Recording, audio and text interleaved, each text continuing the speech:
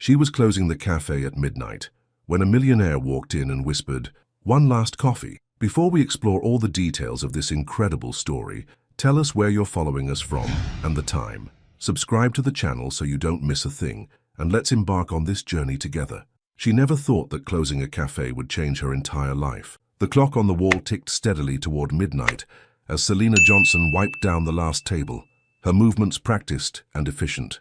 The small cafe in the heart of Manhattan had been her sanctuary for 3 years now, a place where she could lose herself in the rhythm of brewing coffee and the soft murmur of conversations.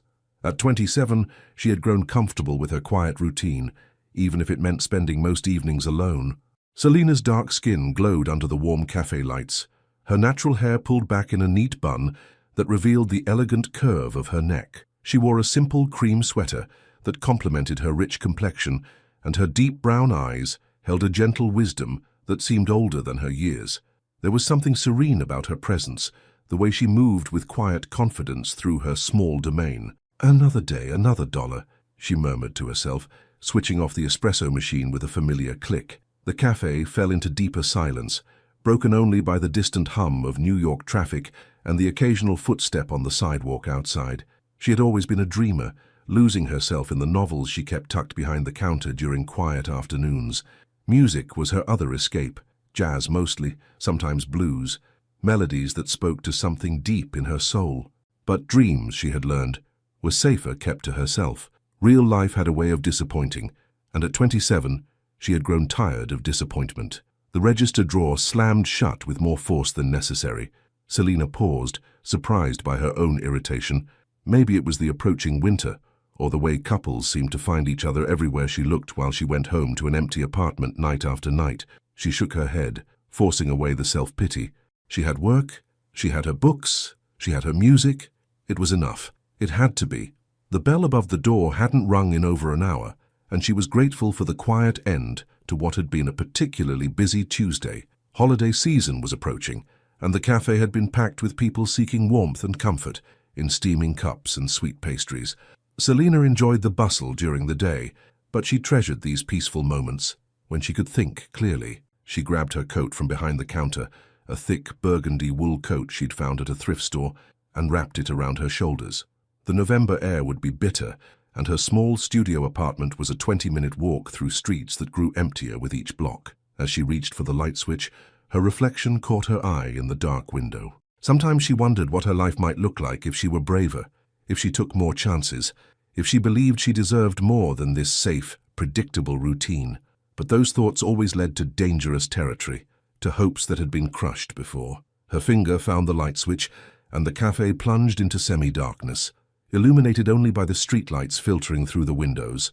She gathered her purse and keys, her mind already shifting to tomorrow's preparations.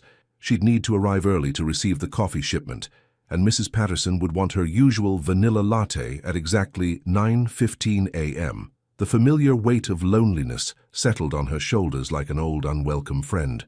3 years in this city, 3 years of serving coffee to people who hurried past her life without really seeing her. She had co-workers, regular customers, neighbors who nodded politely in the hallway, but no one who truly knew her, no one who asked about her dreams or wondered what made her laugh. Selena walked toward the door, keys jingling softly in her hand. Tomorrow would be another day, another routine, another step in a life that felt increasingly like it was passing her by. She reached for the door handle, already mentally rehearsing the lock sequence she performed every night. That's when she heard it, the soft chime of the bell above the door. Her hand froze on the handle. The cafe was closed, the lights were off, and she distinctly remembered locking the front door an hour ago. But there it was again, that gentle chime that announced every customer's arrival. Selena turned slowly, her heart picking up pace. Through the dim light filtering in from the street, she could see a tall silhouette standing just inside the entrance. The figure was imposing, well-dressed and completely still, as if waiting for permission to exist in her carefully ordered world. "We're closed," she said softly, her voice barely carrying across the empty space. The figure stepped forward, and the streetlight caught his face. Selena's breath hitched. She knew that face. Everyone in New York knew that face. Christopher Hale, the investment mogul whose picture graced the business section of newspapers and the society pages of magazines. Tall, broad-shouldered, with sharp features that photographers loved and striking blue eyes that seemed to see everything. His dark hair was perfectly styled despite the late hour, and his charcoal coat looked like it cost more than she made in 6 months. But it wasn't his wealth or fame that made her forget to breathe. It was the expression in those famous blue eyes, a weariness that she recognized in her own reflection, a loneliness that money clearly couldn't fix. He moved toward the counter with measured steps, his presence filling the small cafe in a way that felt both thrilling and terrifying. When he spoke, his voice was low and smooth, carrying the kind of confidence that came from never having to ask twice for anything. "One last coffee?" he asked, and something in his tone suggested he was asking for much more than just a drink. "Have you ever had someone walk into your life at the exact moment you thought you were invisible to the world?" The last thing she expected was to find herself saying yes. Selina stood frozen for what felt like an eternity, her keys still clutched in her hand, watching Christopher Hale as he waited patiently for her answer. The streetlight cast shadows across his face, and she noticed now how tired he looked beneath that polished exterior. The confident posture was there, the expensive clothes, the unmistakable aura of power, but something in his blue eyes reminded her of her own reflection in quiet moments. She started, then stopped. Every rational thought screamed that she should apologize, explain that they were closed and send him on his way. He was Christopher Hale, for heaven's sake. She was Selina Johnson, a cafe worker who lived paycheck to paycheck in a studio apartment with a leaky faucet. But there was something about the way he asked. Not demanding, not entitled, just hopeful. "The machines are already cleaned," she said finally, surprised by how steady her voice sounded. Christopher's lips curved into the faintest smile. "I don't need anything fancy. Whatever you can manage." Against every piece of common sense she possessed, Selina found herself walking back toward the counter. "You know most coffee shops have normal business hours, right?" she said, unable to keep a hint of amusement from her voice. "So I've heard." He followed her, keeping a respectful distance, but close enough that she could catch the subtle scent of his cologne, something expensive and clean. "But most coffee shops don't have you." The comment should have sounded like a line, something practiced and smooth. Instead, it came out quiet, almost surprised, as if he hadn't meant to say it aloud. Selina busied herself with the simple coffee maker they kept for emergencies, grateful for something to do with her hands. "I'm not sure I should take that as a compliment, considering you don't even know me. I know you stayed." The simple statement hung in the air between them. Selina glanced up to find Christopher watching her with an intensity that made her heart skip. He had removed his coat, revealing a perfectly tailored navy suit that emphasized his broad shoulders and tall frame. Even in the dim light, she could see the sharp line of his jaw, the way his dark hair caught the glow from the street. "Maybe I'm just too polite to turn away someone who looks like they've had a long day," she said, pouring hot water over the coffee grounds. "Have I?" He moved closer to the counter, resting his hands on the surface. She noticed his fingers, long, elegant, with perfectly manicured nails. Rich man's hands. "Had a long day, I mean." Selina looked up at him again, this time really studying his face. There were faint lines around his eyes, a tightness at the corners of his mouth that spoke of stress. "You tell me." Christopher was quiet for a moment, seemingly surprised by her directness. Most people, she imagined, probably told him what they thought he wanted to hear. 16-hour board meeting, he said finally. 3 different presentations, 2 angry investors, and 1 failed merger that cost my company approximately $12 million. Ouch. Selina poured the coffee into a simple white mug, not the fancy cups they used for regular service, but something honest and warm. "Though I'm guessing 12 million isn't quite the same crisis for you that it would be for most people." He accepted the mug, his fingers brushing hers briefly. The contact sent an unexpected spark up her arm. Money doesn't make failure hurt less. It just makes it more expensive. There was something surprisingly vulnerable about the admission. Selina found herself leaning against the counter, studying this man who had walked into her quiet world like something out of a dream. "So you decided to go wandering around Manhattan at midnight looking for coffee?" "I was driving." Christopher took a sip, closing his eyes briefly, as if savoring not just the taste, but the moment itself. "This is perfect, by the way, simple, honest. I was driving and I saw your light and I thought..." He paused, looking almost embarrassed. "I thought it looked like a place where someone might understand that sometimes you need something real at the end of a day full of artifice." Selina felt something shift in her chest. "And you thought a stranger making coffee after hours would provide that?" I hoped. He met her eyes directly. Was I wrong? The question hung between them, loaded with meaning neither of them was quite ready to acknowledge. Outside, the city hummed its nighttime song, distant sirens, the rumble of late buses, the occasional laugh from passers-by. But inside the cafe there was only this strange electric quiet. I don't know yet, Selina said honestly. I've never done this before. What? Made coffee after closing? Had a conversation with someone who could probably buy this entire building without checking his bank balance? Christopher laughed. A real laugh, not the polished sound she'd probably heard in interviews. Is that what you think this is about? Isn't it? He set down the mug and moved around the counter before she could protest, stepping into her space in a way that should have felt presumptuous, but somehow didn't. He was taller than she'd realized, and she had to tilt her head back to meet his gaze. Selina, he said, and hearing her name in his voice sent warmth spiraling through her. If I wanted to impress someone with money, I'd take them to the restaurant on the top floor of my building, where dinner costs more than most people make in a week. I'd send a car, order champagne that's older than you are, and make sure they knew exactly how important I am. Then what are you doing here? Christopher reached up, his fingers hovering just shy of touching her face. I'm hoping to have a real conversation with someone who looks at me like I'm just a man who's had a hard day.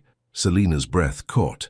This close, she could see flecks of grey in his blue eyes, could feel the warmth radiating from his body.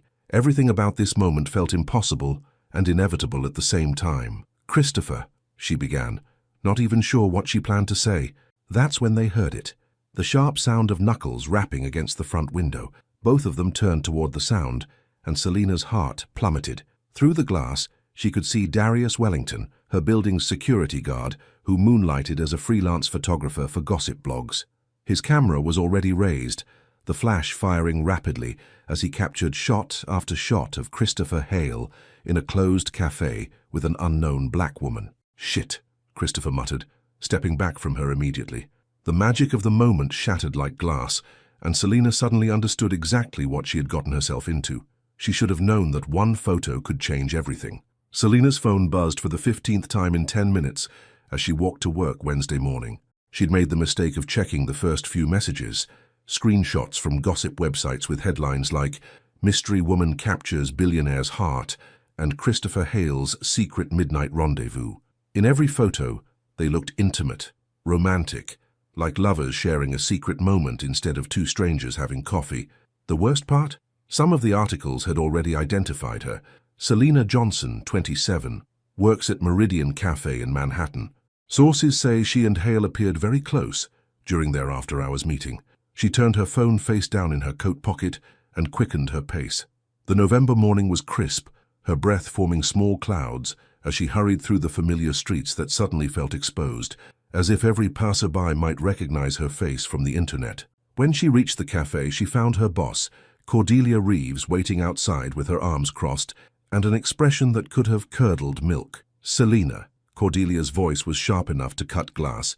At 52, she was a compact woman with steel grey hair pulled into a severe bun and eyes that missed nothing. She'd built Meridian Café from nothing 15 years ago, and she protected it like a mother bear. Inside. Now. The cafe wasn't scheduled to open for another hour, but Cordelia had clearly been there since dawn. She led Selina past the empty tables to the small office in the back, where a laptop sat open displaying one of the gossip sites. Care to explain this? Cordelia gestured at the screen, where a particularly intimate-looking photo showed Christopher's hand reaching toward Selina's face. Selina's stomach dropped. Mrs. Reeves, I can explain. I've had 12 phone calls since 6 a.m. Reporters, photographers, some influencer wanting to know if she can do a coffee date photo shoot here. Cordelia's voice rose with each word. My cafe is being turned into a circus because you decided to serve coffee to Christopher Hale after closing time. He just wanted coffee, that's all that happened. That's not what these photos suggest. Cordelia clicked to another image. Christopher stepping close to Selina behind the counter, both of them lost in conversation. Do you have any idea what kind of attention this brings? The kind of people who will start coming here looking for gossip instead of coffee? Selina sank into the worn chair across from Cordelia's desk. I'm sorry. I never meant for this to happen. Intention doesn't matter now. Cordelia's expression softened slightly, but her voice remained firm. Selina, you're a good worker, reliable, kind to customers. Never late. But I can't have this chaos in my business. The words hit like a physical blow. Are you firing me? I'm giving you a choice. Cordelia leaned back in her chair. Take a leave of absence until this dies down, or I'll have to let you go permanently.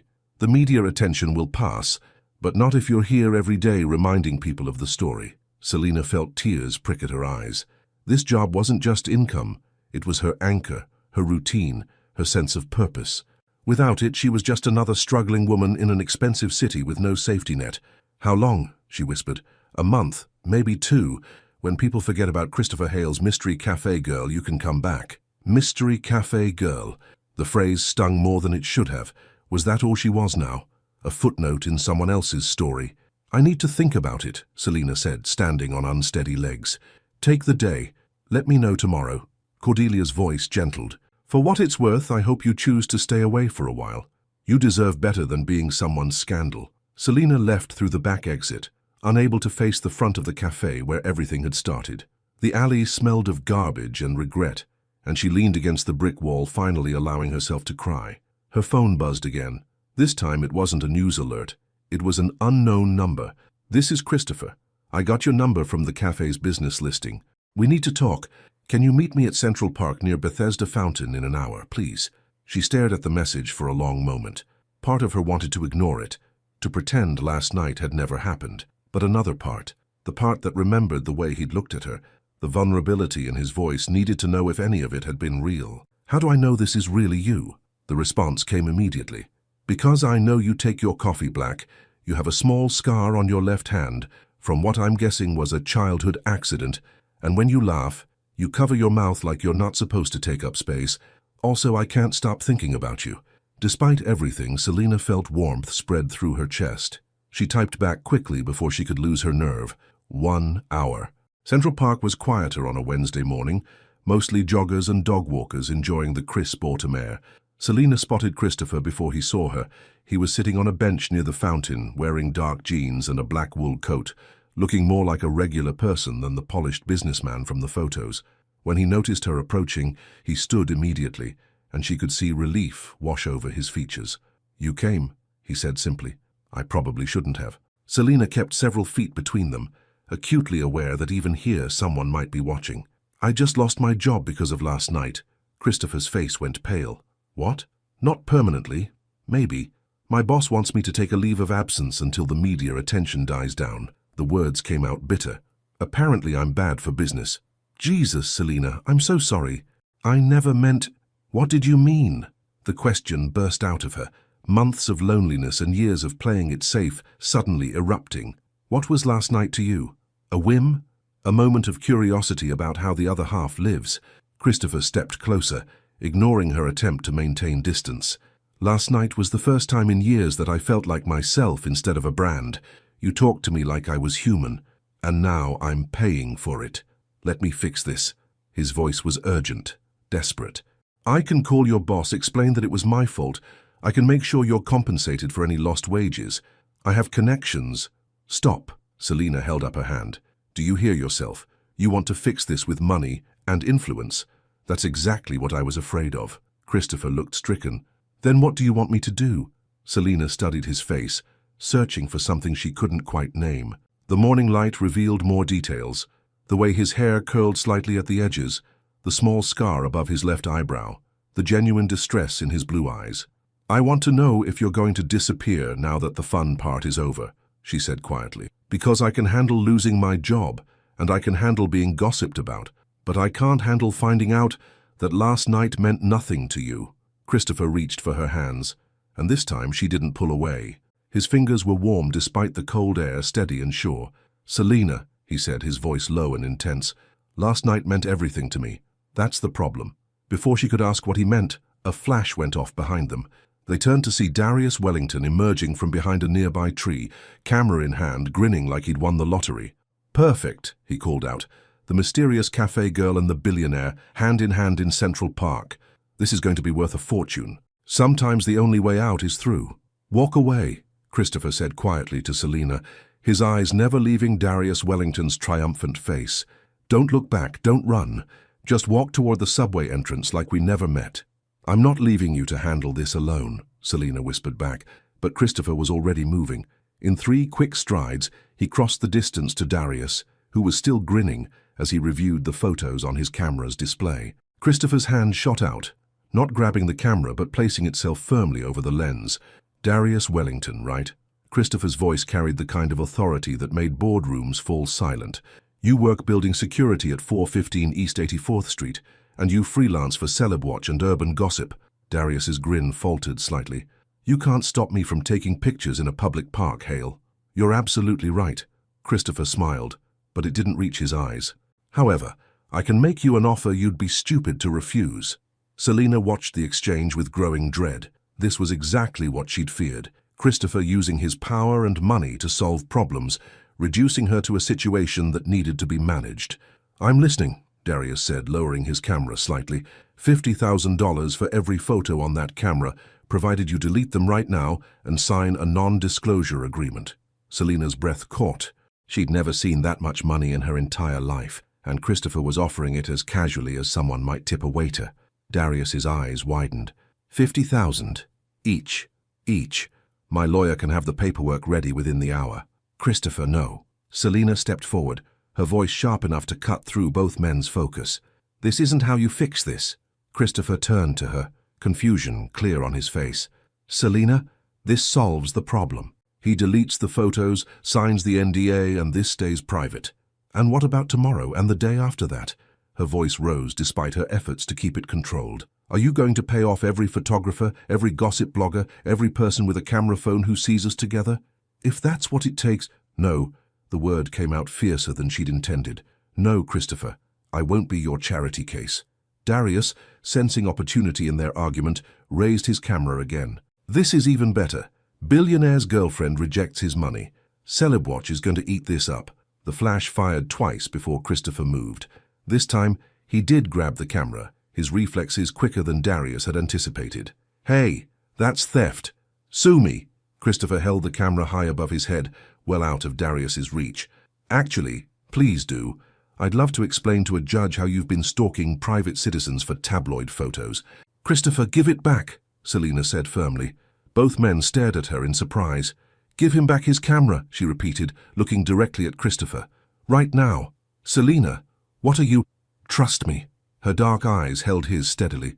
"Please." After a long moment, Christopher lowered the camera and handed it back to a confused-looking Darius. Selina turned to face the photographer directly. "Mr. Wellington, you want a story? I'll give you one." She reached for Christopher's hand, intertwining their fingers before he could react. Then she looked straight into the camera lens. "My name is Selina Johnson. I'm 27 years old. I work at Meridian Café on 47th Street. And yes, I'm falling for Christopher Hale." Her voice was steady, clear, and completely fearless. "Take all the pictures you want. Write whatever story sells the most magazines. But understand this. We're not hiding anymore." Darius's finger hesitated over the camera button, clearly thrown by her directness. "You heard the lady," Christopher said, his voice filled with something that sounded like awe. "Take your pictures." Darius looked between them, his golden opportunity suddenly feeling less golden. "This isn't how this usually goes." "Maybe that's because we're not usual people," Selina said simply. After a moment of uncomfortable silence, Darius lowered his camera completely. "You know what? This isn't actually that interesting anymore." He turned and walked away, muttering under his breath about people who didn't play by the rules. Selina and Christopher stood alone by the fountain, still holding hands, both slightly amazed by what had just happened.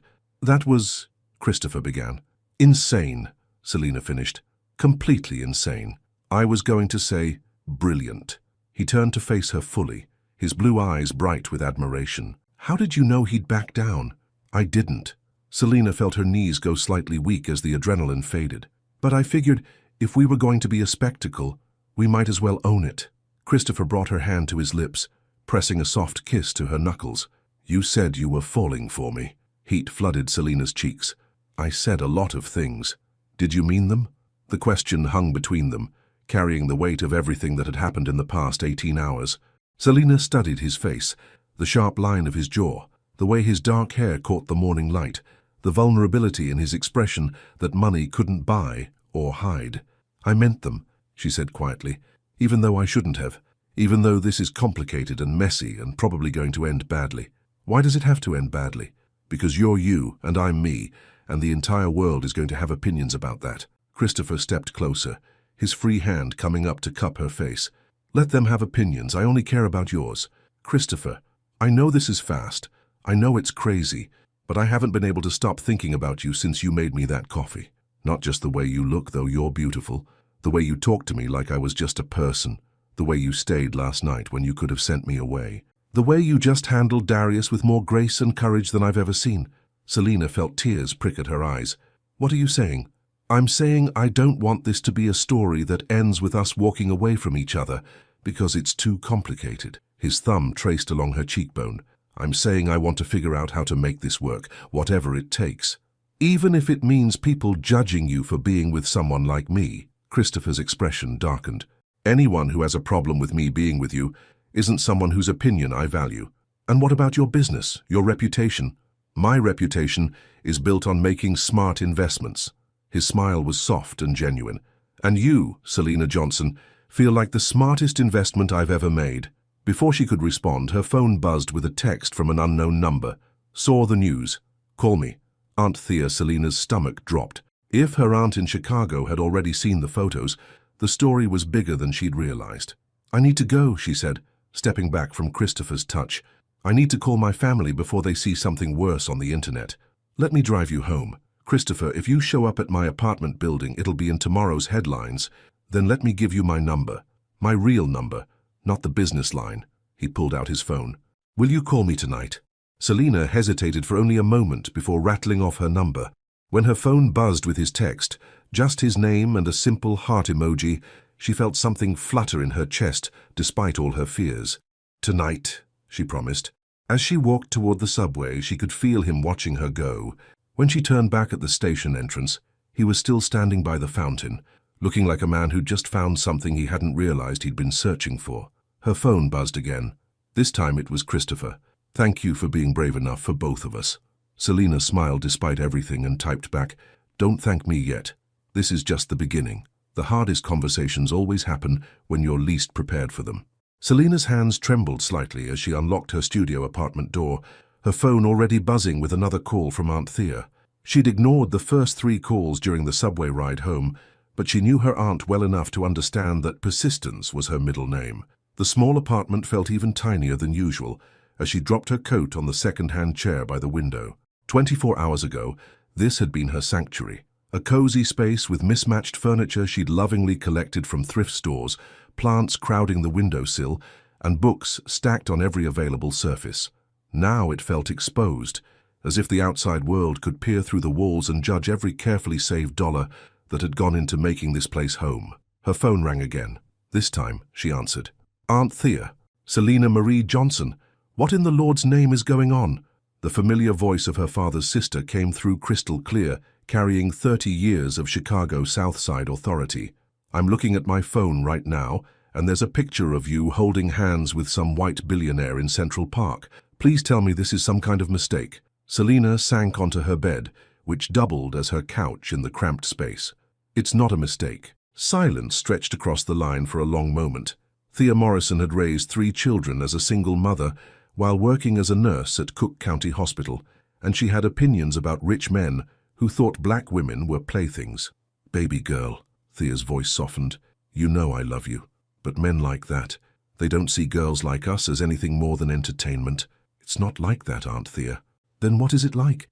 Because from where I'm sitting, it looks like you're about to get your heart broken on a very public stage. Selena closed her eyes, trying to find words for feelings she barely understood herself. He's different than I expected. When he talks to me, it doesn't feel like he's talking down to me. It feels like he sees me. Honey, they all make you feel special at first. That's how they get you invested before they move on to the next shiny thing. The words stung because they echoed Selena's own fears. Maybe you're right. Maybe I'm being naive. I didn't say you were naive. I said you need to be careful. Thea's voice carried the weight of experience. Your mama, God rest her soul, she had a good heart just like you. Sometimes that good heart led her to trust people who didn't deserve it. Selena's mother had died when she was 16, and Thea had been the one to help her navigate the scholarship applications that eventually got her to New York. The comparison to her mother, beautiful, trusting, and ultimately abandoned by Selina's father when things got difficult, hit deeper than intended. "I'm not Mama," Selina said quietly. "No, you're not. You're stronger. But that man's world, it's going to test that strength in ways you can't imagine." Before Selina could respond, there was a knock at her door. Her building didn't have a doorman, and visitors were supposed to be buzzed up. She felt a spike of panic. Had reporters found her address? "Someone's at my door," she whispered to Thea. "Don't answer it. Those media people are like vultures." Selina crept to the door and peered through the peephole. Instead of a reporter, she saw a young woman about her own age, holding a large coffee cup and what looked like a pastry bag. "Ma'am," the woman called softly. "I'm Imogen Fairchild, Mr. Hale's assistant. He asked me to bring you something, but I can just leave it by the door if you prefer." Selina's eyebrows rose. Christopher had sent his assistant to her apartment. She unlocked the door but kept the chain attached, opening it just enough to see the woman clearly. Imogen Fairchild was petite, with auburn hair pulled back in a neat ponytail, wearing a tailored camel coat, and carrying herself with the efficient grace of someone who managed a billionaire's schedule. Her smile was genuine, not the practiced politeness Selina might have expected. "How did you get my address?" Selina asked. "Mr. Hale had me look up the business registration for Meridian Café. Your address was listed as a reference." Imogen's voice was warm, with a slight southern accent. "He wanted you to have your favorite coffee and asked me to find out what kind of pastries you like. I may have bribed one of your co-workers for information." Despite her wariness, Selina found herself almost smiling. "Which co-worker?" "Kieran, the one with the blue hair. He said you always eye the almond croissants but never buy them because they're too expensive." That was embarrassingly accurate. Selina unlatched the chain and opened the door fully. "I also have a message from Mr. Hale," Imogen continued, holding out a sealed envelope along with the coffee and pastry bag. "He wanted you to know that he's handling the media situation, but he understands if you need space to think." "Selina?" Thea's voice came through the phone, which was still pressed to her ear. "Who is that?" "His assistant," Selina said, taking the envelope. "His assistant is at your apartment." "Oh, honey, no. Rich men don't send assistants unless they're trying to manage you." Selina looked at Imogen, who had clearly overheard.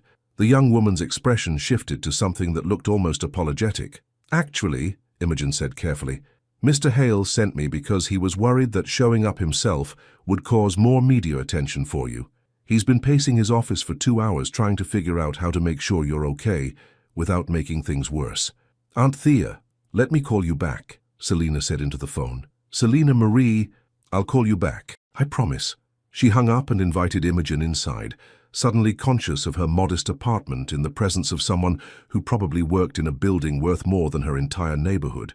But Imogen looked around with genuine appreciation. "This is lovely, so warm and personal. Mr. Hale's penthouse is beautiful, but it feels like a museum sometimes." "You don't have to be polite," Selina said, opening the coffee cup. The aroma was perfect, exactly how she liked it. "I'm not being polite. I'm being honest." Imogen perched on the edge of the chair by the window. "Can I tell you something? I've worked for Mr. Hale for 3 years. I've seen him with a lot of women, models, actresses, socialites. He's always charming, always generous, but always distant, like he's playing a role." Selina opened the envelope, finding a handwritten note in elegant script. "Selina, I know today has been overwhelming, and I know my world must seem intimidating from the outside. I want you to know that everything I said in the park was true. You don't have to decide anything right now, but I hope you'll give us a chance to figure this out together. The coffee is from a small roastery in Brooklyn that sources directly from farmers. I thought you'd appreciate the ethics behind it. Christopher, he's different with you," Imogen continued. "This morning he asked me to research fair trade coffee suppliers because he wanted to make sure he wasn't supporting anything that went against your values. Then he spent 20 minutes writing and rewriting that note." Selina looked up from the letter. "Why are you telling me this?" "Because I've never seen him care about what someone might think of his choices before, and because," Imogen hesitated, "because I think you're good for him. You make him remember that he's human." "His assistant thinks I'm good for him," Selina murmured, taking a sip of the coffee. It was extraordinary, complex and smooth, with notes of chocolate and citrus. "For what it's worth, I also think he's good for you. Not because of the money or the lifestyle, but because he sees you, really sees you. That's rarer than you might think, even among good men." After Imogen left, Selina sat with the coffee and croissant, rereading Christopher's note. Her phone rang again. Aunt Thea, as expected. "Okay," Thea said without preamble. "Tell me everything, and I mean everything." So Selina did. She told her aunt about the lonely night at the cafe, about Christopher's vulnerability, about the way he listened when she talked, about the morning in the park when he let her handle the photographer instead of taking over. When she finished, Thea was quiet for a long moment. "He sent you coffee," she said finally. "Yes. Good coffee. The best I've ever had. And his assistant came herself instead of sending a delivery service." "Yes." Another pause. "Baby girl, I'm still worried. But maybe this one's different. Just promise me you'll be smart about it. Don't lose yourself in his world." "I promise, Aunt Thea. And call me tomorrow. I want to hear how this develops."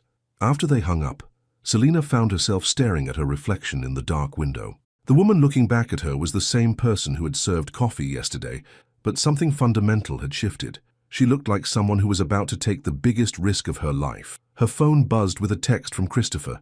"How was the coffee?" she typed back. "Perfect. How did you know I'd never tried anything like it?" "Lucky guess. Can I call you tonight?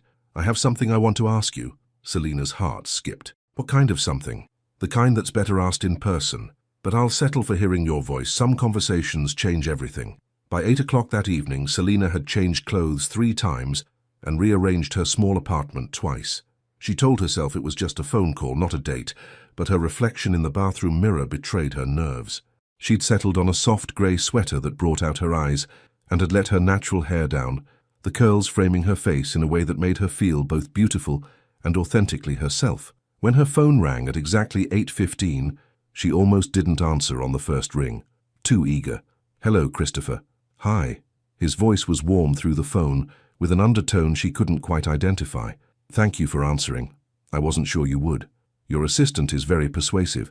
And the coffee was incredible. Imogen said you liked it. She also said your apartment is beautiful." Selina curled up on her bed, tucking her legs beneath her. She didn't have to say that. Imogen doesn't say things she doesn't mean. It's one of the reasons I hired her.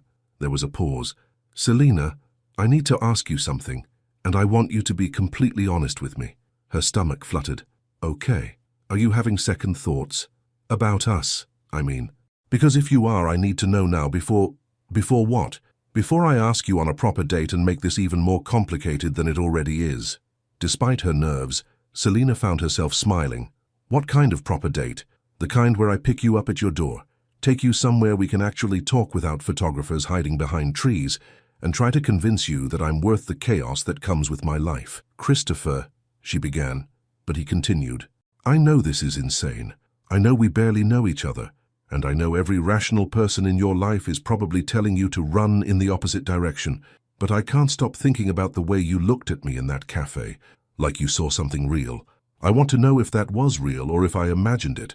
Selina closed her eyes, remembering the moment he'd stepped into her space behind the counter, the vulnerability in his voice when he talked about his failed day, the way he'd let her handle Darius instead of taking over.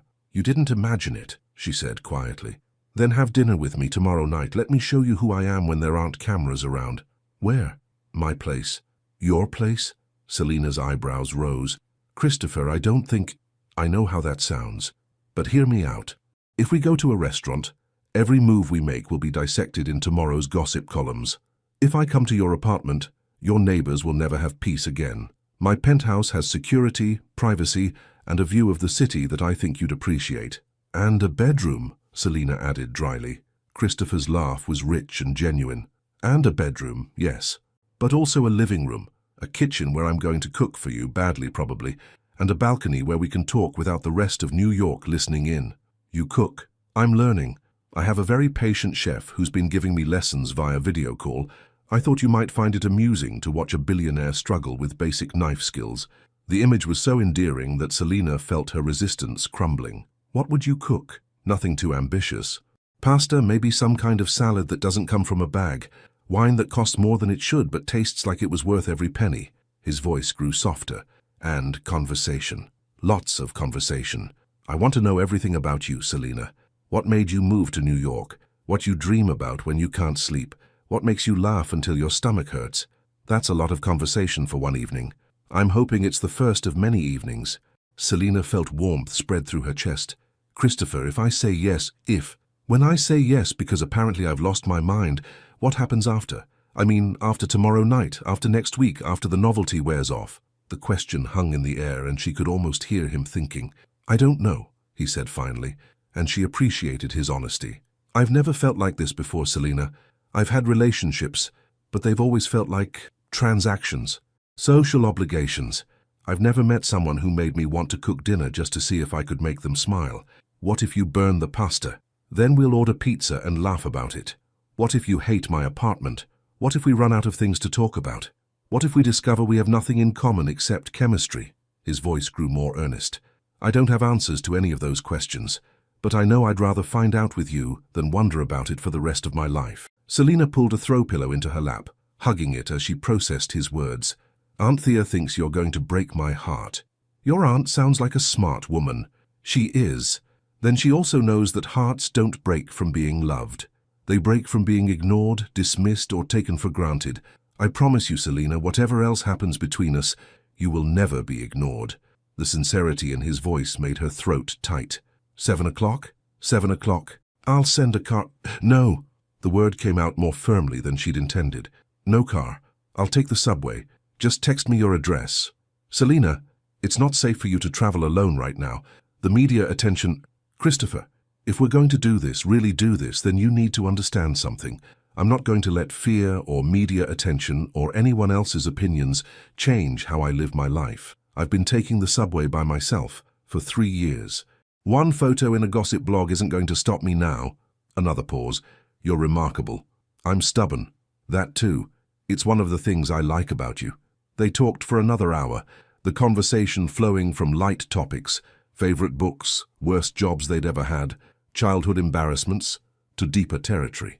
Christopher told her about growing up with parents who loved him but never quite saw him, about building his fortune partly to prove himself and partly to have something to do with the restless energy that had driven him since childhood. Selena found herself sharing stories she rarely told anyone, about her mother's death, about the scholarship essay that changed her life, about the loneliness of being ambitious in a world that didn't always make space for girls like her.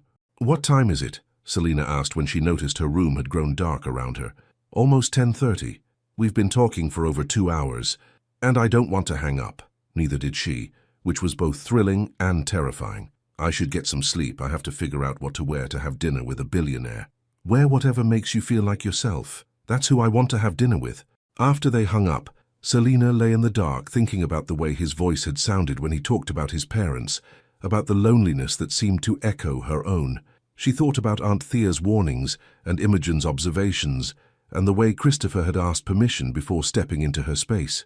Her phone buzzed with a text. 1247 5th Avenue, Penthouse. Doorman will be expecting you. Sweet dreams, Selena.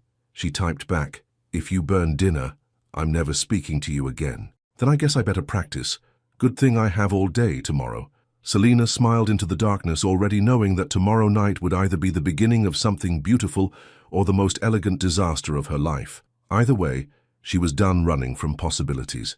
Every fairy tale has a moment when the ordinary girl steps into the extraordinary world.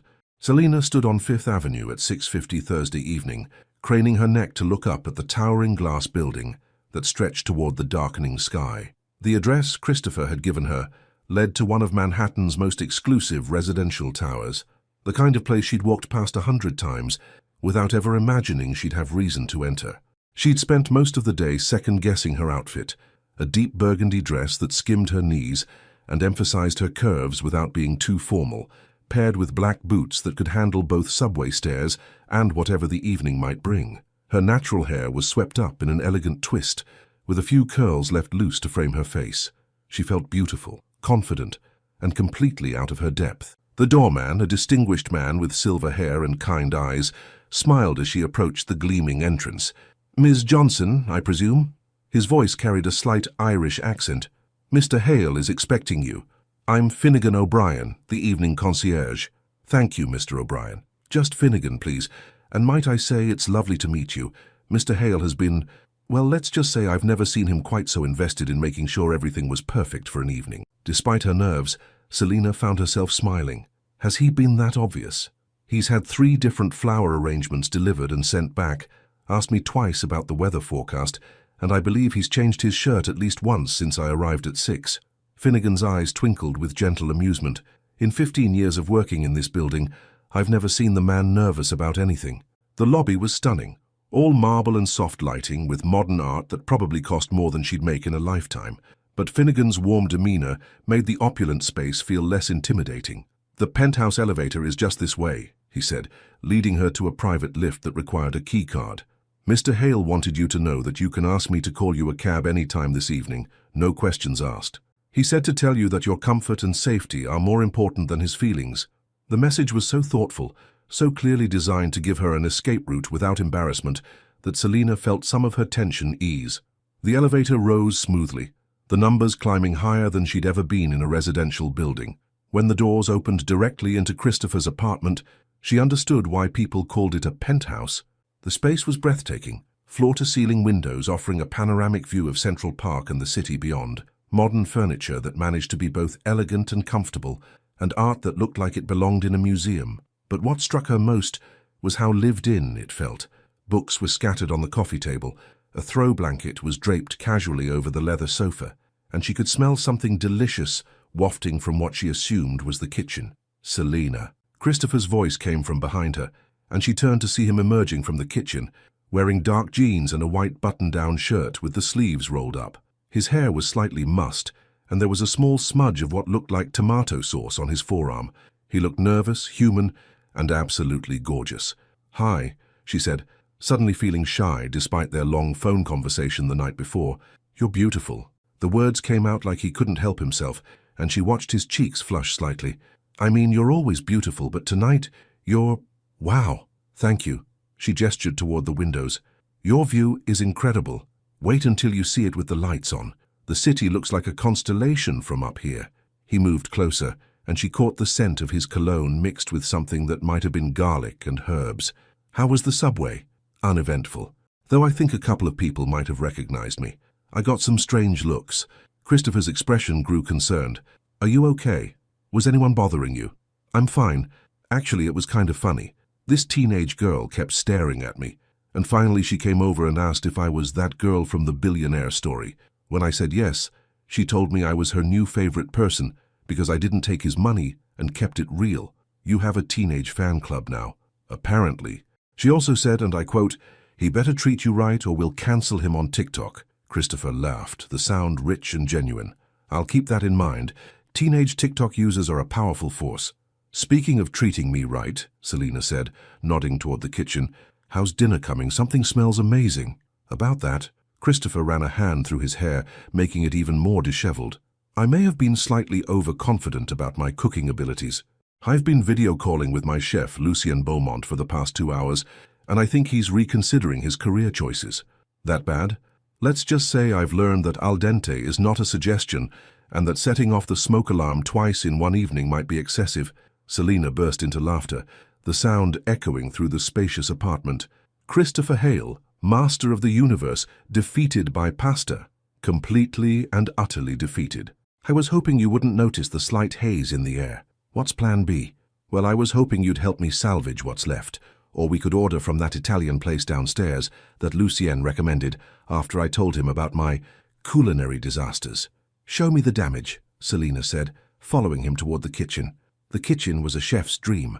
Marble countertops, professional-grade appliances, and enough space to cook for a small army. It also looked like a tornado had hit it.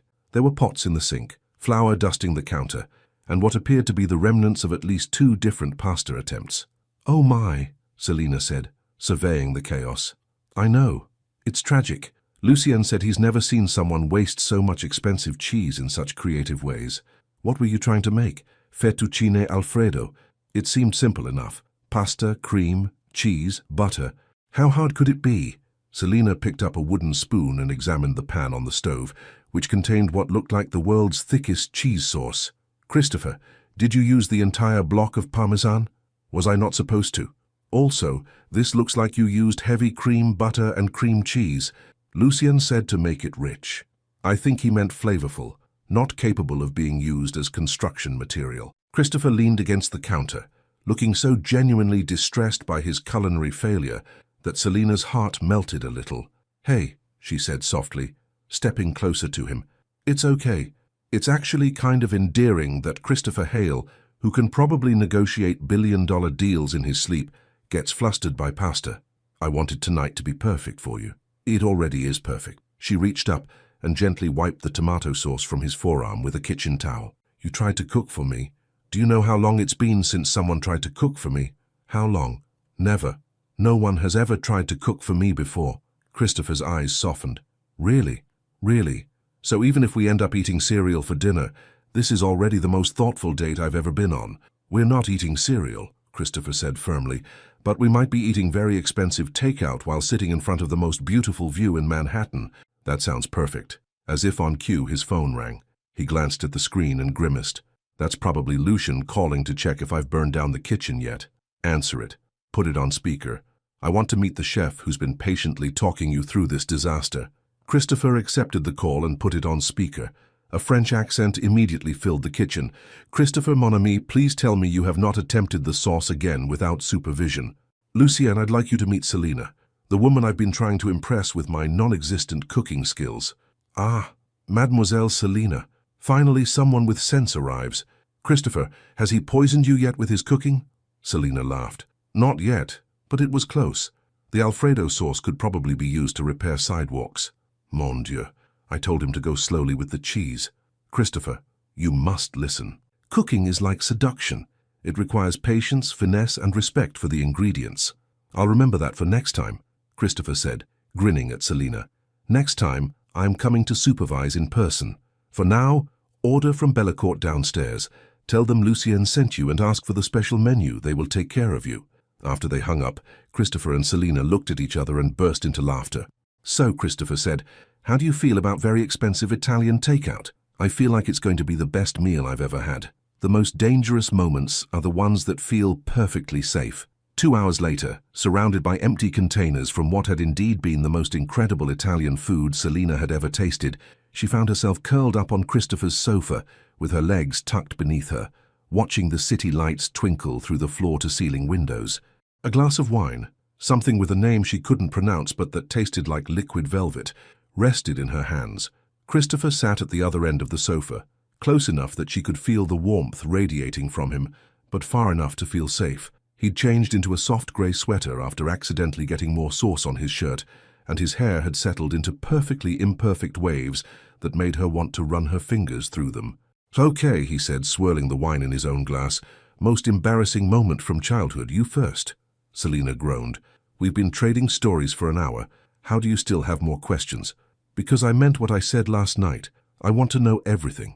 His blue eyes were soft in the dim lighting, focused entirely on her. "Besides, you laughed at my cooking disaster. It's only fair that I get to laugh at your childhood disasters." "Fine, but this stays between us. I wouldn't dream of sharing your secrets." Selina took a sip of wine for courage. "I was 8, and there was this boy in my class, Donovan Price, who I was convinced I was going to marry. I wrote him love letters for weeks, but I was too scared to give them to him. So far this is adorable, not embarrassing. Wait for it. So one day I decided to be brave. I put the most romantic letter I'd ever written in his desk during recess. Except I put it in the wrong desk. Dominic Patel found it instead, and he read it out loud to the entire class during show and tell." Christopher tried to suppress his smile. "What did the letter say?" "I told Donovan that he had beautiful eyes like chocolate chips, and that I wanted to hold his hand during movie time forever." Selina buried her face in her hands. "And I signed it, your future wife, Selina Johnson." Christopher lost the battle with his smile, his laughter filling the apartment. 8-year-old Selina was very confident about her romantic prospects.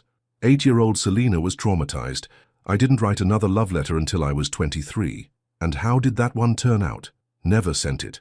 Apparently I learned my lesson too well." Christopher's expression grew more serious. "What made you brave enough to stay and make me coffee that night?" The question caught her off guard. "I don't know. Maybe because you looked like you needed it as much as I did." "What did you need?" Selina considered the question, watching the lights of the city blur slightly through the wine's gentle haze. "To feel useful to someone who wasn't paying me for it. To have a conversation that mattered, even if it was with a stranger." She looked at him directly.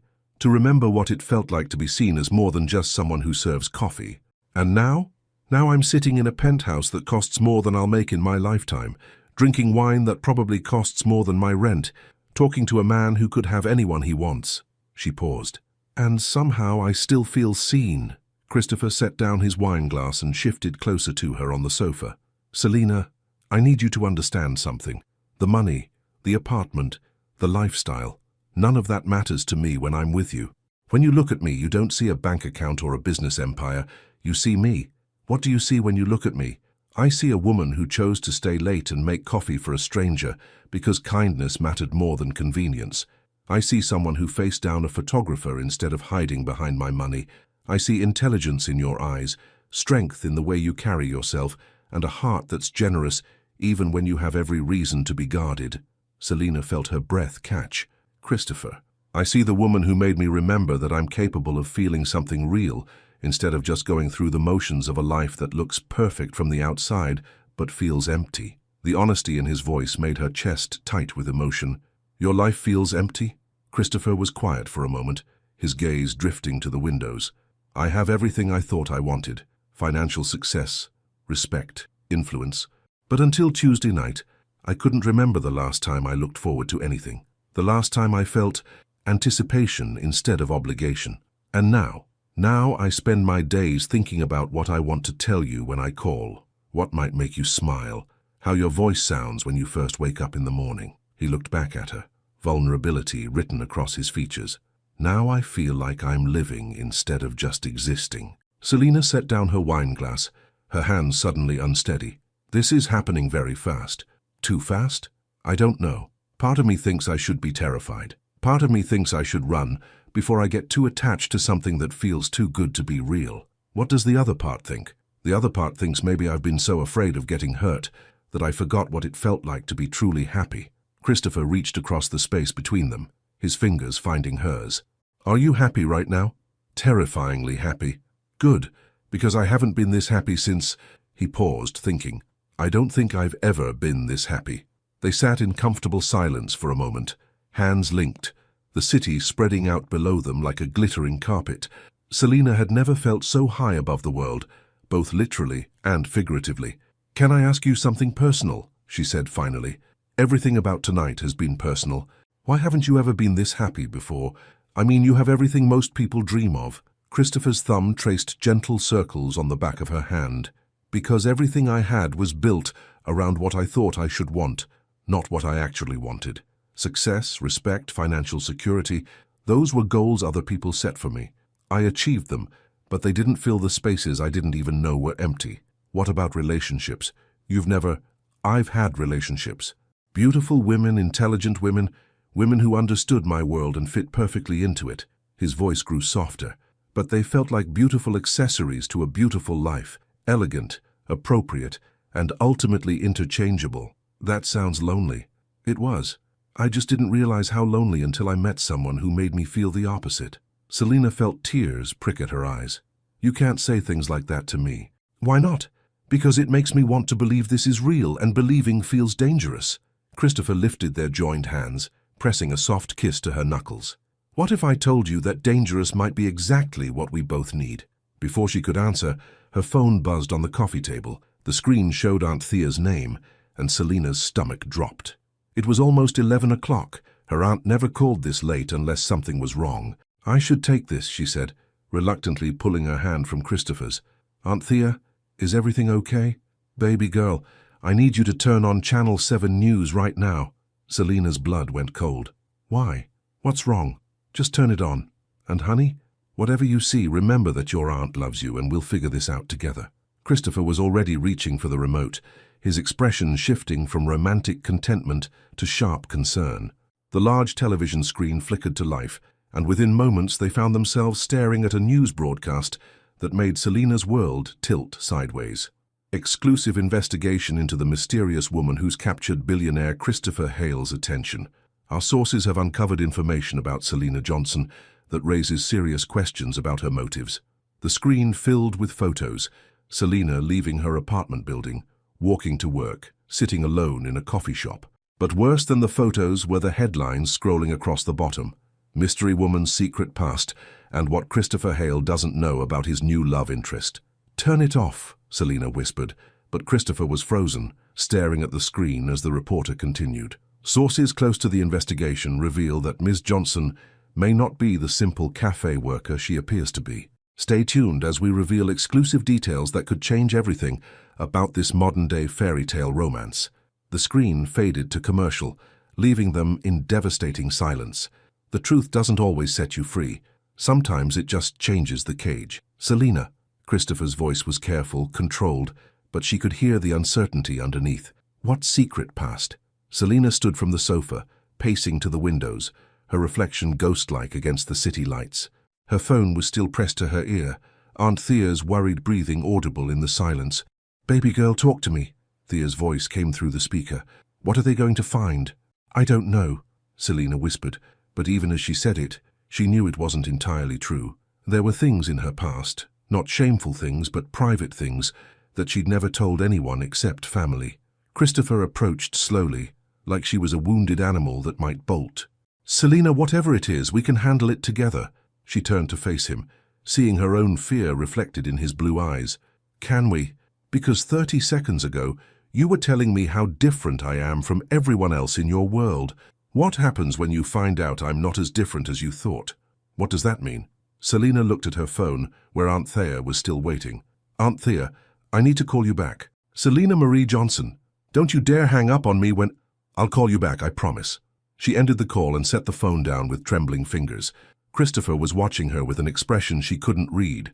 Concern, confusion, and something that might have been disappointment. "My father," she said finally, the words feeling like stones in her throat. "My father is Aldrich Montgomery." Christopher's face went completely blank. Aldrich Montgomery. The Aldrich Montgomery. "Yes, the oil executive. The one who's been in and out of federal court for the past decade over environmental violations and tax evasion. Yes, the man who abandoned his first family when he was caught embezzling from his own company's pension fund." Selina's shoulders sagged.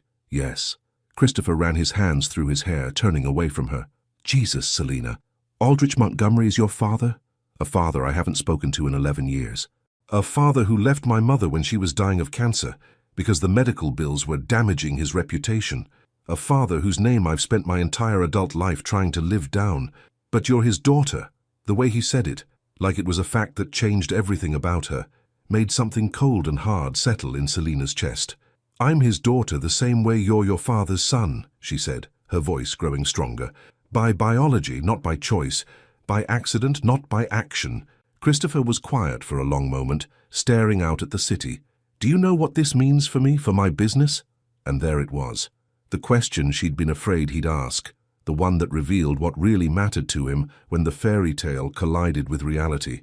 "I know exactly what it means," she said quietly.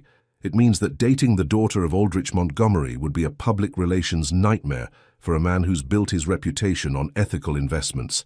"Selina, I didn't mean—" "Yes, you did." She moved toward the sofa, gathering her purse with hands that were remarkably steady, considering her world was falling apart. "And you're not wrong. I know what my father is. I know what association with his name could cost you. Where are you going?" "Home, before this gets any worse for either of us." Christopher stepped between her and the elevator. "Stop. Just stop. Let me think." "There's nothing to think about, Christopher. The math is simple. Billionaire dating disgraced oil executive's daughter equals scandal. Billionaire walking away from disgraced oil executive's daughter equals good judgment. That's not what this is about, isn't it?" Selina looked at him directly, seeing the war playing out across his features. 30 minutes ago you were telling me I made you feel alive. Now you're calculating the cost of being seen with me. I'm trying to figure out how to protect us both. There is no us to protect. There's you, your reputation, and your billions. And there's me, my father's daughter, who was stupid enough to think fairy tales were real. Christopher's jaw tightened. "You lied to me." "I never lied to you. I told you I worked at a cafe, and I do. I told you I moved to New York for a fresh start, and I did. I told you I was falling for you, and I was." Her voice cracked slightly on the last words. "What I didn't tell you was that I've been running from my father's shadow my entire adult life. You should have told me." "When?" "When you walked into my cafe at midnight, when we were being photographed in Central Park, when you were cooking me dinner and telling me I made you feel human." Tears she'd been fighting finally broke free. "At what point in our 3-day relationship should I have said, 'Oh, by the way, my father is one of the most hated men in America'?" Christopher reached for her, but she stepped back. Don't.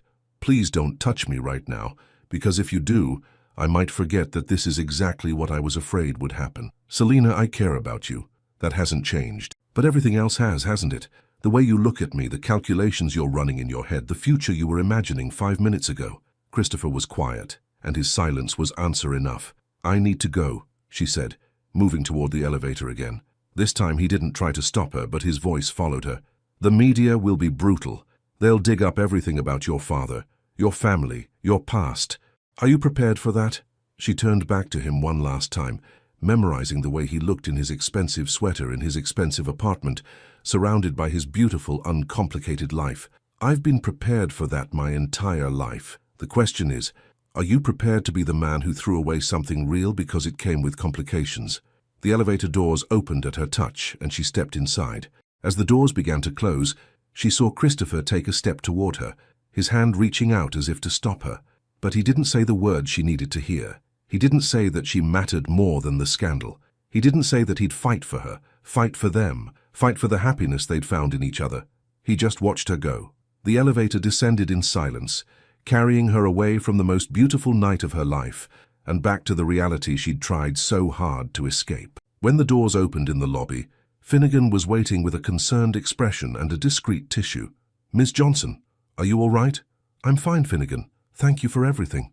The paparazzi are gathering outside. Would you like me to call you a car from the garage? No, thank you. I'll take the subway. Miss, I really don't think...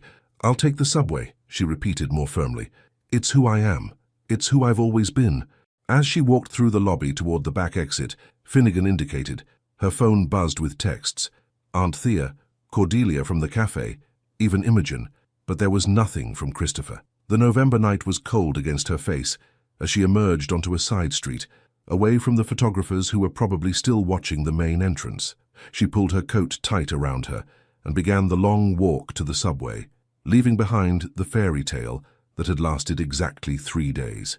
Behind her, 50 floors up, a man stood at his window watching the street, his hand pressed against the glass as if he could somehow reach through it and undo the last hour of his life. But some moments, once broken, can never be put back together the same way. Sometimes the biggest risk is not taking one at all. 3 days after the worst night of her life, Selina sat in her studio apartment, surrounded by newspapers, tablets and laptops, all displaying various iterations of her personal hell. The headlines had only gotten worse.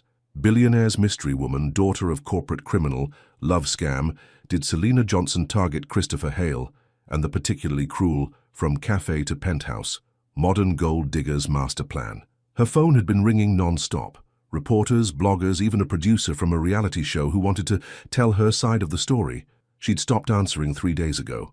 Aunt Thea had arrived that morning from Chicago, bustling around the small apartment like a protective hurricane, making tea and muttering threats against journalists under her breath. Baby girl, you need to eat something, Thea said, setting a plate of toast in front of Selina. Starving yourself won't make this go away. I'm not hungry. You haven't been hungry for 3 days. That's not healthy. Selina picked up her laptop, scrolling through the latest round of articles. Listen to this one. Sources close to Christopher Hale confirm that the billionaire feels betrayed by Johnson's deception and is considering legal action to protect his reputation. Legal action? Thea's voice rose dangerously. For what? Falling in love with him? For not disclosing my father's identity, apparently. Selina's voice was hollow. They're painting it like I deliberately targeted him as part of some elaborate scheme. That's ridiculous. You didn't even know who he was when he walked into that cafe. Try telling that to the internet. Thea sat down beside her niece, studying her face with the sharp eyes of someone who'd raised 3 children through various crises. Selina, honey, what aren't you telling me? What do you mean? I mean, you're acting like someone who's given up, and that's not the girl I raised. The Selina I know would be fighting back, defending herself, making sure people knew the truth. Selina closed the laptop and leaned back against the couch cushions. What's the point? Even if I convince the world that I'm not a gold digger, even if I prove that I never lied about anything that mattered, it doesn't change the fundamental problem, which is, I'm still Aldrich Montgomery's daughter. Christopher is still a billionaire who can't afford to be associated with scandal. The math doesn't work, Aunt Thea. It never worked. So you're just going to give up? I'm being realistic. No, you're being scared. Thea's voice was gentle but firm. You're doing exactly what your mother did when things got difficult with your father. You're deciding that you're not worth fighting for. The words hit Selina like a physical blow. That's not, yes it is. Your mother convinced herself that she was too much trouble, too complicated, too damaged for love. She let your father walk away without a fight because she believed she deserved to be abandoned. Tears Selina had been holding back for days finally broke free. Maybe she was right. Maybe I am too complicated. Or maybe, Thea said, pulling her niece into her arms, you're worth more than any man's reputation, and it's time someone reminded you of that. Before Selina could respond, there was a knock at her door. Not the gentle tap of a neighbor, but the firm, authoritative knock of someone with purpose. If that's another reporter, Thea muttered, standing up with the look of a woman prepared for battle. Selina checked the peephole and froze. It's Imogen, Christopher's assistant. Well, that's interesting. Selina opened the door to find Imogen Fairchild looking nothing like the polished professional she'd met before. Her auburn hair was slightly mussed, her usually perfect makeup was smudged, and she was carrying what appeared to be a manila folder and a very large coffee. Ms. Johnson, I'm sorry to bother you, but I need to talk to you. It's about Mr. Hale. If he sent you to... He didn't send me. He doesn't know I'm here. If he knew, he'd probably fire me. Imogen stepped into the apartment, nodding politely to Thea. Mrs. Morrison, I presume? I'm Imogen Fairchild. I know who you are, honey. What I don't know is why you're here. Imogen set the folder down on Selina's coffee table, because someone needs to tell Selina the truth about what's been happening since Thursday night. What truth? Selina asked warily. The truth about a man who's been making the biggest mistake of his life, and is too proud and too scared to admit it. Imogen opened the folder, revealing newspaper clippings, printed emails, and what looked like legal documents. Mr. Hale hasn't eaten or slept properly in 3 days. He's been in his office around the clock, and not because he's working, because he can't stand to be in his apartment where everything reminds him of you. Imogen, let me finish. The morning after you left, he called an emergency meeting with his legal team and his publicists. Everyone assumed he wanted to distance himself from you, create a narrative that protected his reputation. Selina's heart sank. And instead, he fired them. All of them. He told them that any publicist who thought his relationship with you was a liability wasn't someone he wanted working for him. Thea raised an eyebrow. He fired his entire PR team. His legal team too, when they suggested he could sue you for misrepresentation. Imogen pulled out a series of printed emails. Then he spent the next 2 days researching every article, every claim, every source that was spreading lies about you. What kind of lies? Selina asked, though she wasn't sure she wanted to know. That you targeted him specifically, that you somehow orchestrated that first meeting, that your feelings weren't genuine. Imogen's voice grew fierce. He's been systematically debunking every single false claim with evidence, timestamps, witness statements. He even got security footage from your cafe showing that you had no idea who he was when he walked in. Selina stared at the papers in front of her. Why would he do that if he doesn't want to be with me? Because he does want to be with you. He's just been too much of a coward to admit it. Then why hasn't he called? The question came out smaller than Selina intended. Because he thinks he doesn't deserve you. Because he thinks you'll never forgive him for hesitating when you needed him to choose you without question. Imogen leaned forward. Selina, I've never seen him like this. He's not the same man who was confident and decisive and always knew exactly what he wanted. He's broken. Good, Thea said firmly. He should be broken. My niece deserved better than what he gave her. You're absolutely right, Imogen agreed. But the question is, does she deserve better than what he's trying to give her now? She pulled out the last document, something that looked official and legal. This morning, Mr. Hale liquidated 15% of his holdings and donated the proceeds to environmental cleanup efforts and cancer research foundations. The donation was made in your mother's name. Selina's hands shook as she took the document. Lydia Johnson Memorial Foundation, $150 million. He's also been meeting with investigative journalists who specialize in corporate crime. He's providing them with information and resources to ensure that your father faces consequences for his actions, not because he wants revenge, but because he wants you to know that being related to someone doesn't make you responsible for their choices. I don't understand, Selina whispered. He's trying to give you everything he should have given you Thursday night, his complete faith in who you are, his willingness to fight for you, and his determination to build a world where your father's shadow can't touch you. Thea was studying the papers with sharp eyes. "This is all well and good, honey, but where is he? If he's so sorry, if he wants her so badly, why isn't he here groveling?" "Because," said a voice from the doorway, "he didn't think he had the right to ask for forgiveness until he'd proven he deserved it." All three women turned to see Christopher standing in the hallway, looking like he hadn't slept in days. His usually perfect hair was disheveled, his clothes were wrinkled, and his blue eyes were red-rimmed with exhaustion and what might have been tears. "How did you get in?" Selina asked, her heart hammering against her ribs. "Finnegan. He said that any man stupid enough to let you walk away deserved to suffer, but any man willing to spend 3 days trying to make it right deserved a chance to grovel properly." He stepped into the apartment, his gaze finding hers and holding it. "Selina, I am so sorry for hesitating, for calculating, for making you feel like you were anything less than the most important thing in my life. Christopher, please let me say this. I spent 3 days trying to figure out how to protect you from my world, how to shield you from the media and the gossip and the judgment, and then I realized I was doing it backwards." He moved closer, close enough that she could see the exhaustion and pain written across his features. "I don't want to protect you from my world. I want to change my world so it's worthy of you. I want to use every resource I have, every connection, every dollar, to make sure that your kindness and your strength and your beautiful heart are protected and cherished." Tears were streaming down Selina's face now. "You hurt me. I know. I hurt me too. I hurt us both, because I was too much of a coward to choose love over reputation when it mattered most." He dropped to his knees in front of her chair. "Selina Johnson, I am choosing love. I am choosing you. I am choosing us, no matter what it costs, no matter who disapproves, no matter what challenges we face. And if your business suffers, if people judge you for being with Aldrich Montgomery's daughter, then they'll learn that Aldrich Montgomery's daughter is the woman who taught me what it means to be human. The woman who made me remember that courage isn't about making safe choices, it's about making the right ones." He reached into his pocket, pulling out a small velvet box that made Selina's breath catch. "I know it's too soon. I know we've only known each other for 6 days, and 3 of those days were hell. But I also know that I want to spend the rest of my life proving that you were right to take a chance on me." He opened the box, revealing a ring that was beautiful in its simplicity, a single perfect diamond surrounded by smaller stones that caught the light like captured starlight. "Selina Johnson, will you marry me? Will you let me spend forever making up for the 3 worst days of my life? Will you trust me to choose you every day for the rest of our lives?"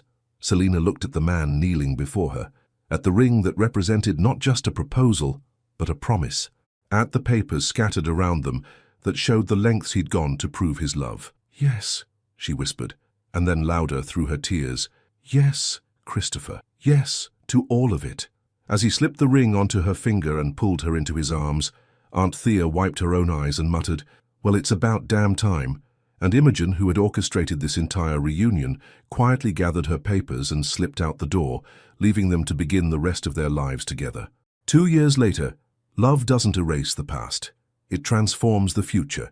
The November evening was crisp and clear as Selina Hale stood at the entrance of Meridian Café, keys in her hand, watching through the window as her husband of 18 months carefully arranged chairs around tables that gleamed under warm lighting.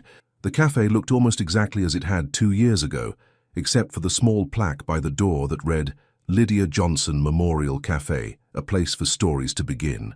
She smiled, remembering how terrified she'd been the first time she'd walked back into this space as the owner rather than an employee.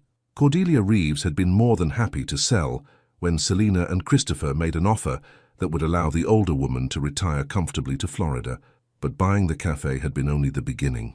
"You're staring?" Christopher called out, catching sight of her through the window. Even after all this time, her heart still did a little flip when he smiled at her like that, like she was the most fascinating thing in his world. "I'm admiring," she called back, pushing open the door. The bell chimed the same familiar note, but now the sound carried different memories. "How are you doing with the setup?"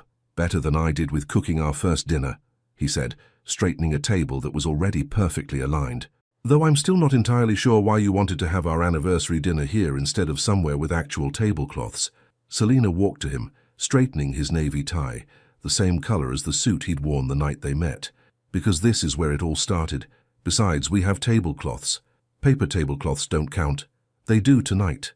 She surveyed their handiwork. Tomorrow the cafe would reopen after a week-long renovation, but tonight it was theirs alone. They'd moved the small tables together to create one long dining space, covered it with simple white paper, and set it with mismatched plates and mason jar glasses, the kind of unpretentious elegance that had become their signature.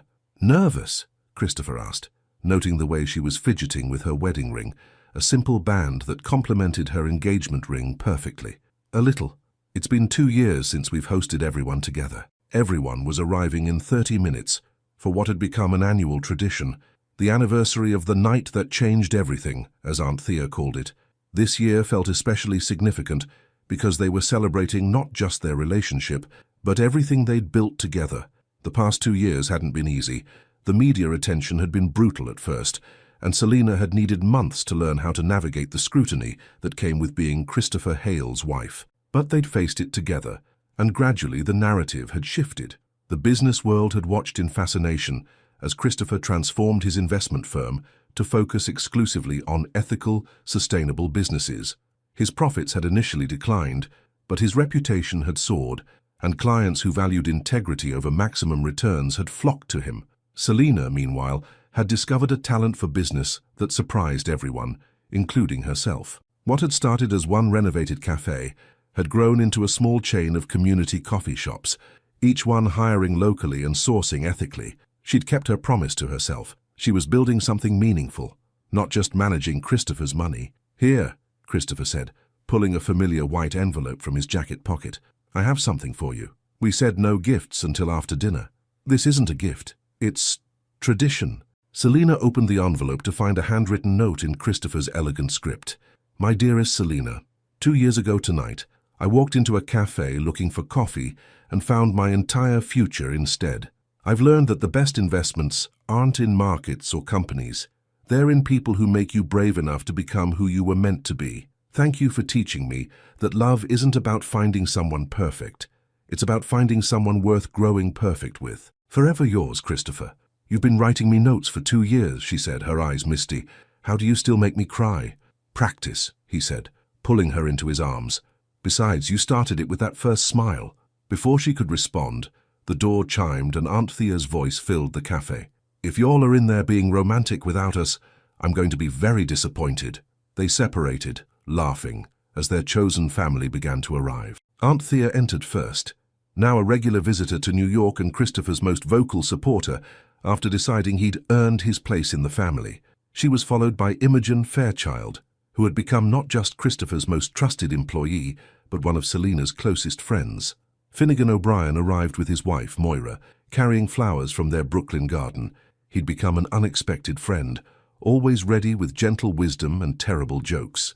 Cordelia Reeves had flown up from Florida, beaming with pride at what her former employee had accomplished. Even Kieran, now the manager of the flagship cafe and sporting purple hair instead of blue, arrived with his boyfriend and a playlist he'd curated specifically for the evening.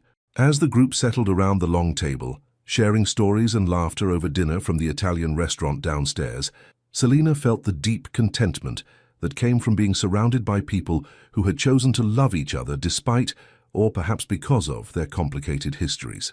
"Speech," Aunt Thea demanded as they finished dessert. "Christopher, you gave a beautiful one last year. Let's hear from the bride this time." Selina stood, looking around at the faces that had become her anchor in the storm of public life. 2 years ago, I thought I knew what I wanted. A simple life, a safe routine, protection from the kind of complications that had hurt my family. She reached for Christopher's hand. "But I learned that the best things in life aren't simple or safe. They're worth fighting for, worth growing for, worth taking risks for." "Here, here," Finnegan called out, raising his mason jar of wine. "I learned that family isn't just about who you're born to. It's about who chooses to stay when things get difficult." Her gaze swept the table. "And I learned that sometimes the most beautiful love stories start in the most ordinary places, between the most unlikely people at the most unexpected times." "To unexpected love," Imogen toasted. "To second chances," added Cordelia. "To stubborn people who don't know when to quit," laughed Aunt Thea. As the evening wound down and their guests began to leave, Selina and Christopher found themselves alone in the cafe once again, just as they had been that first night. But everything was different now. They were different now. "Any regrets?" Christopher asked as they turned off the lights and prepared to lock up. Selina considered the question, thinking about the woman she'd been 2 years ago, lonely, careful, convinced that love was something that happened to other people. Then she thought about the woman she was now, married, confident, building a life that mattered. Just one, she said finally. Christopher's face grew concerned. What? I regret that it took me so long to believe I deserved something this beautiful. He pulled her close, pressing a soft kiss to her forehead. We had to be ready for each other. Maybe if we'd met any sooner, we wouldn't have been brave enough to fight for this. As they walked out into the November night, Selina looked back at the cafe one more time. Through the window she could see the corner table where everything had changed, now cleared and ready for tomorrow's customers who would come seeking warmth, comfort, and maybe, if they were very lucky, the kind of love that changes everything. Come on, Mrs. Hale, Christopher said, taking her hand. Let's go home. And as they walked through the streets of Manhattan, past the places where their story had unfolded, Selina reflected on the truth she'd learned. Sometimes the universe doesn't give you what you ask for. It gives you what you need, wrapped in challenges that teach you how strong love can make you. The cafe would open tomorrow, full of new stories waiting to begin. But tonight belonged to them, and to the love that had started with a simple question: one last coffee. 2 years later, they were still finding new answers to that question every day. Final message: love doesn't always come in the package we expect, at the time we're ready, or without complications that test our courage. But when it's real, when it's worth fighting for, it transforms not just our hearts, but our entire understanding of what's possible. What did this story teach you about taking chances on love, even when the odds seem impossible? Your participation means a lot to the channel. Please share your thoughts in the comments. Thank you so much for watching until the end. If you enjoyed this story, don't forget to subscribe to the channel, leave a like and comment your thoughts. Your participation is very important to us. See you next time.